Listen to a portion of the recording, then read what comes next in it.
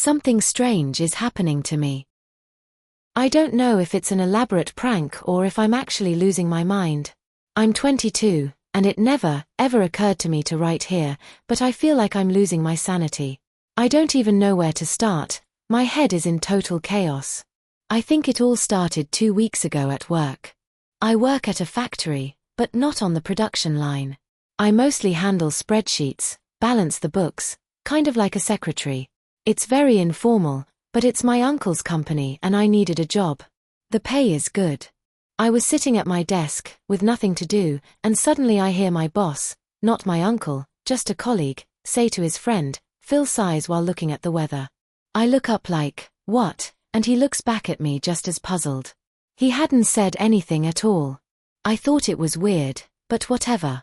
The next day, I was talking to colleagues on the shop floor about work matters, and one of them called me a B*TCH.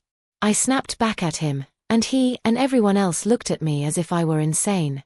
I apologized, we all laughed it off and went our separate ways. It's noisy on the production floor, right? People mishear things all the time.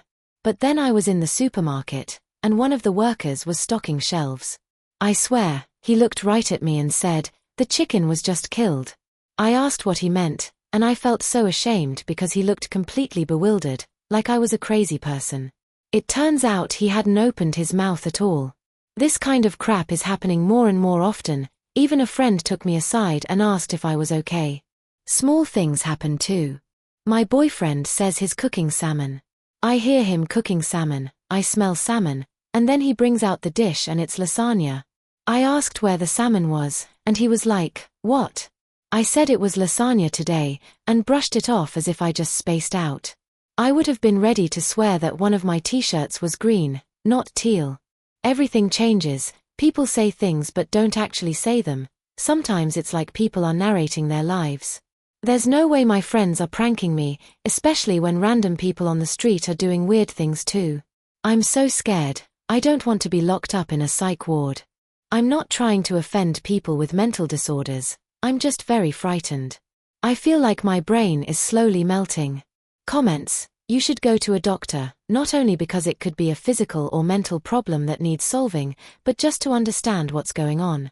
Don't stay in limbo, it really will drive you crazy. Doctors aren't your enemies, and even if the problem is psychiatric, it doesn't mean you'll automatically be locked up. Most likely, you've met far more people with mental disorders than you think, and the vast majority live more or less normal lives independently with medical or psychiatric help. Go to the doctor, it's their job. Author: thanks, I live in Canada and I've already made an appointment with my doctor, though the visit isn't for another week. I can't believe how far everything has gone. It happened again last night. My boyfriend said he was going to a bar.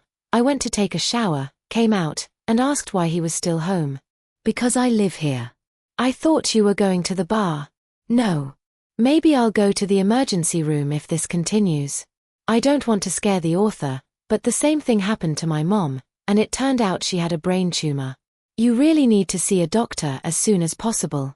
Update: wow, I couldn't have imagined in my wildest fantasies that my previous post would attract so much attention. I was browsing the forum from my boyfriend's phone using his account and actually saw my post almost on the front page. I was just floored. Then he noticed what I was looking at, and we had a very awkward conversation. Essentially, he asked why I even posted that.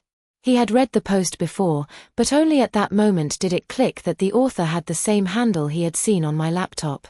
He had no idea it was me. In the post, I had changed some details of my life. We talked for a long time, and eventually, he said he was taking me to the emergency room. I didn't want to go, I just wanted to wait for my doctor's appointment.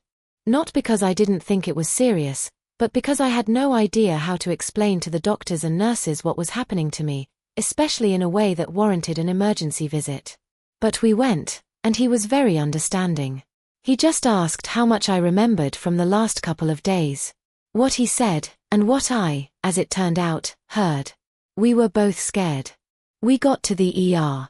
I live in a fairly small town, but for some reason, we have a huge hospital. We're near a bunch of other towns, and they all use our hospital. It's also not far from Toronto. Anyway, There was no line, just one father with a sick child. I went in and explained generally what was happening, and to be honest, the nurses looked at me like, what the hell? This B*TCH is crazy. But when I got to the doctor, he took me very, very seriously. That was nice. He wrote down literally everything I said. They did an X-ray, asked questions. Well, the standard set. Anyway, the point of this update is to tell you, I have a tumor. It's very scary to write this, but I have a tumor. In my brain. It hasn't sunk in yet that tomorrow they'll be cutting into my brain. I don't want to share much more because I've received many messages from people guessing my name and where I'm from. Apparently, I remind them of their friends or crazy exes. I'm scared to miss work, but my boss was completely understanding. He looked at me a bit like I was crazy when I asked how much time I could take off. I don't know. I need to pay rent. We'll figure it out. Thank you all for the love and support. I'll write an update when I remember. I'm scared, but I'm alive. Update 2. 10 years later, 2025. Am I even allowed to do an update here? I barely use social media, and this forum looks completely different than the last time I logged on. It was so long ago.